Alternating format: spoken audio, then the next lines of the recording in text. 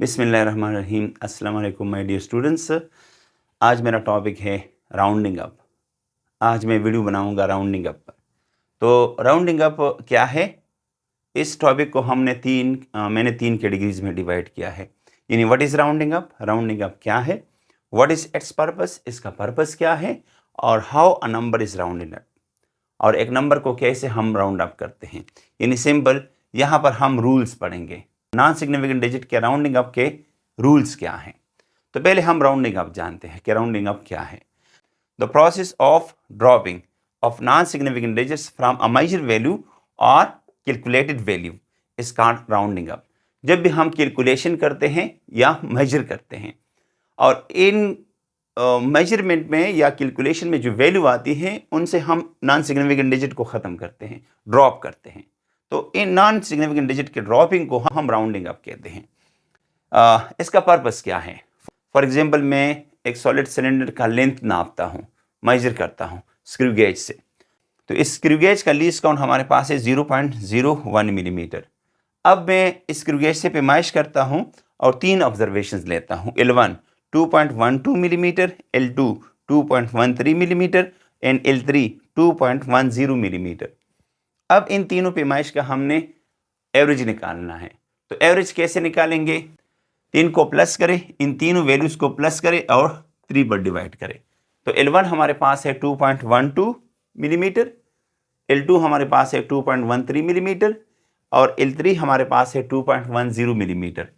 तीनों लेंथ को प्लस करें जिसे हमारे पास आता है 6.35 और 3 पर डिवाइड करें।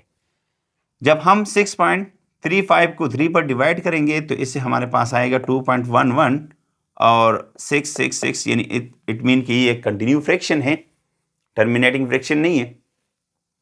तो इससे हमारे पास आता है 2.11 बार बार रिपीट होता है। अच्छा, ये कंटिन्यू नंबर है।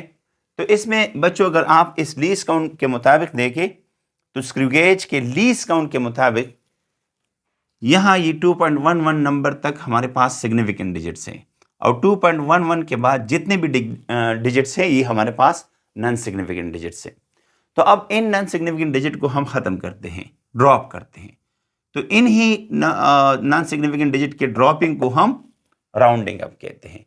मैंने लिखा है these are non significant digits, these digits should be dropped. तो इनको ड्रॉप करना चाहिए अगर आप इसके मुताबिक पैमाइश कर रहे हैं। Hence by rounding up to 2 decimal places, तो 2 डेसिमल प्लेसेस तक हमने इसका राउंडिंग अप करना है।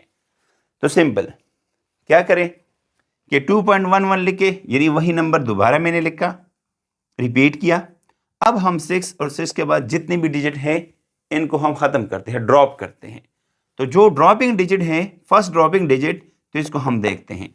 अगर ड्रॉपिंग डिजिट 5 से ग्रेटर हो तो आगे वाला नंबर इंक्रीज होगा बाय 1। तो ये 1 हमारे पास 1 के साथ 1 प्लस करो तो ये 2 बन जाता है और ये 6 और 6 के बाद जितने भी डिजिट हैं ये ख़त्म हो जाते हैं। तो हमारे पास जो एवरेज लेंथ आता है ये 2.12 मिलीमीटर आता है।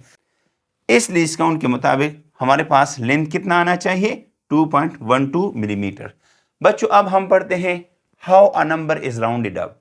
यानी how a number is rounded up का मतलब है कि हम यहाँ पर रूल्स पढ़ेंगे कि राउंडिंग अप के रूल्स क्या हैं, किस रूल के मुताबिक हम जो है किसी नंबर को राउंड अप करते हैं। Rules for rounding up significant figures.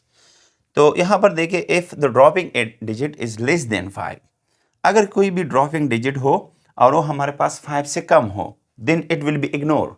तो इग्नोर करेंगे और उससे जो पहला नंबर है वो कभी इंक्रीज नहीं होगा, चेंज नहीं होगा। फॉर एग्जांपल यहाँ पर देखिए 2.6573, इस 3 को हम इग्नोर करते हैं, इस 3 को हम ड्रॉप करते हैं।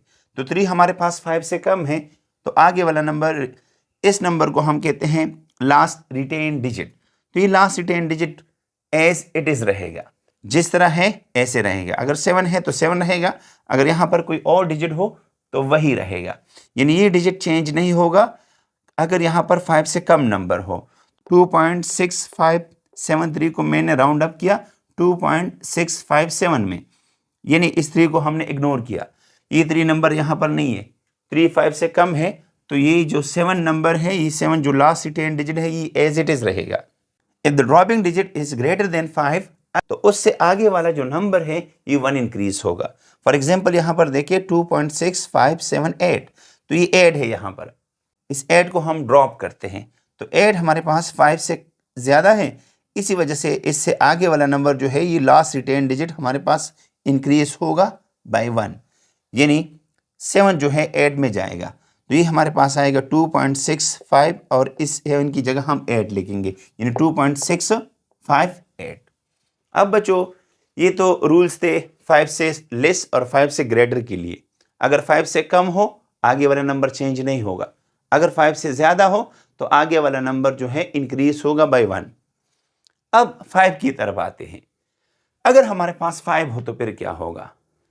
If the dropping digit is 5, अगर ड्रॉपिंग डिजिट हमारे पास 5 हो and the last retain digit is even, और लास्ट रिटेन डिजिट हमारे पास इवन हो तो इवन नंबर कभी चेंज नहीं होगा। फॉर एग्जांपल यहां पर देखिए 2.6585, इस 5 को हम ड्रॉप करते हैं, लेकिन 5 से पहले नंबर को देखिए यहां पर हमारे पास 8 है और 8 हमारे पास इवन नंबर है, ये 8 हमारे पास इवन नंबर है, तो ये इवन नंबर कभी चेंज नहीं होगा।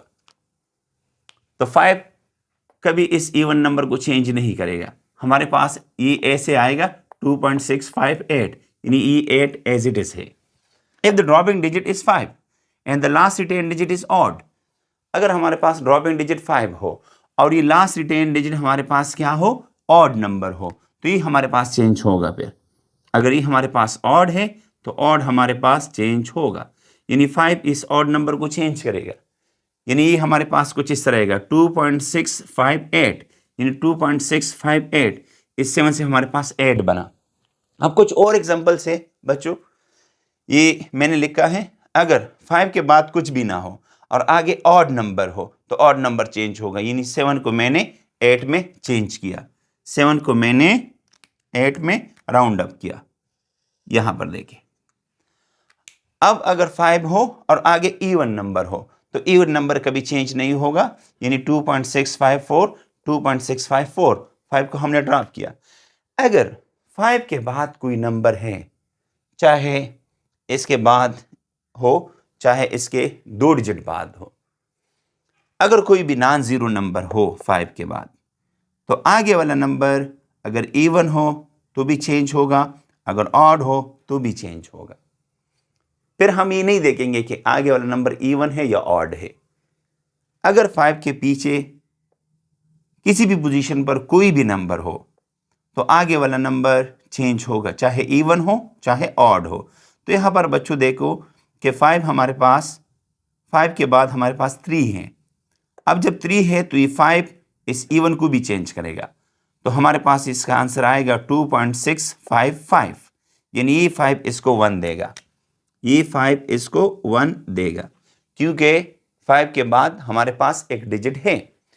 अब एक दूसरे एग्जांपल देखिए कि 2.6535 हो, फॉर एग्जांपल 2.65353 हो, यानी यहाँ पर भी 3 हमारे पास, यानी 5 के बाद कोई डिजिट है तो ये इस नंबर को भी चेंज करेगा, आगे वाले नंबर को चेंज करेगा। सिंपल बात है बच्चों कि अगर 5 हो और 5 के बाद कोई भी डिजिट्स हो, जिस पोजीशन पर भी हो, तो आगे वाला नंबर चाहे इवन हो चाहे ऑड हो वो चेंज होगा। अगर 5 के बाद कोई भी डिजिट नहीं है तो फिर आगे वाले नंबर को देखेंगे, अगर ऑड हो तो चेंज होगा, अगर इवन हो तो चेंज नहीं होगा। तो राउंडिंग अप एक ऐसा तरीका है जिसके ज़रिए हम एक्सपेरिमेंटल वैल्यू से या कैलकुलेटेड वैल्यू से अनसर्टेनिटी को हम रिड्यूस करते हैं। तो राउंडिंग अप से हम ऐसे करते हैं कि जब किसी वैल्यू में या किसी भी कैलकुलेटेड वैल्यू में, मेजर वैल्यू में हमारे पास नॉन सिग्निफिकेंट डिजिट आते हैं जिनमें बहुत ज़्यादा अनसर्टेनिटी हो, तो उन्हीं अनसर्टेनिटी को हम ख़त्म करने के लिए एक प्रोसेस करते हैं और उसी प्रोसेस का नाम है राउंडिंग अप। वीडियो को देखने के लिए बच्चों आप लोगों का बहुत बहुत शुक्रिया। Thank you.